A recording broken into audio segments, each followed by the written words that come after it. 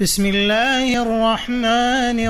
الرحيم تبارك الذي بيده الملك وهو على كل شيء قدير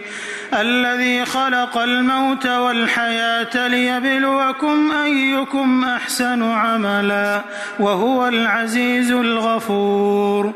الذي خلق 7 سماوات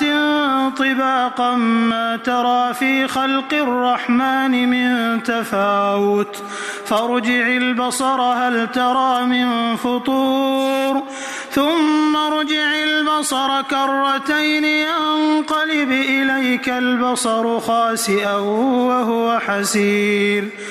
ولقد زينا السماء الدنيا بمصابيح وجعلناها رجوما للشياطين وأعتدنا لهم عذاب السعير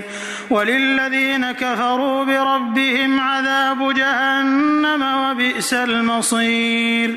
إذا ألقوا فيها سمعوا لها شهيقا وهي تفور تكاد تميز من الغيظ كلما ألقي فيها فوج سألهم خزنتها ألم يأتكم نذير قالوا بلى قد جاءنا نذير فكذبنا وقلنا ما نزل الله من شيء إن أنتم إلا في ضلال كبير وقالوا لو كنا نسمع أو نعقل ما كنا في أصحاب السعير فاعترفوا بذنبهم فسحقا لأصحاب السعير إن الذين يخشون ربهم بالغيب لهم مغفرة وأجر كبير وأسروا قولكم أو اجهروا به إنه عليم بذات الصدور ألا يعلم من خلق وهو اللطيف الخبير هو الذي جعل لكم الأرض ذلولا فامشوا في مناكبها وكلوا من رزقه وإليه النشور أأمنتم من في السماء أن يخسف بكم الأرض فإذا هي تمور أم أمنتم من في السماء أن يرسل عليكم حاصبا فستعلمون كيف نذير ولقد كذب الذين من قبلهم فكيف كان نكير أولم يروا إلى الطير فوقهم صافات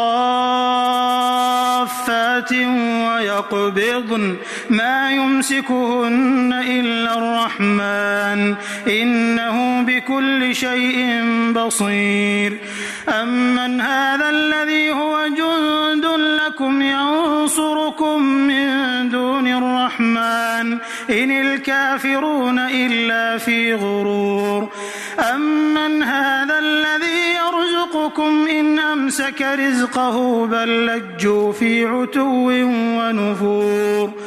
أفمن يمشي مكبا على وجهه أهدى أمن يمشي سويا على صراط مستقيم قل هو الذي أنشأكم وجعل لكم السمع والأبصار والأفئدة قليلا ما تشكرون قل هو الذي ذرأكم في الأرض وإليه تحشرون ويقولون متى هذا الوعد إن كنتم صادقين قل إنما العلم عند الله وإنما أنا نذير مبين فلما رأوه زلفة سيئت وجوه الذين كفروا وقيل هذا الذي كنتم به تدعون قل أرأيتم إن أهلكني الله ومن معي أو رحمنا فمن يجير الكافرين من عذاب أليم قل هو الرحمن آمنا به وعليه توكلنا فستعلمون من هو في ضلال مبين. قل أرأيتم إن أصبح ماؤكم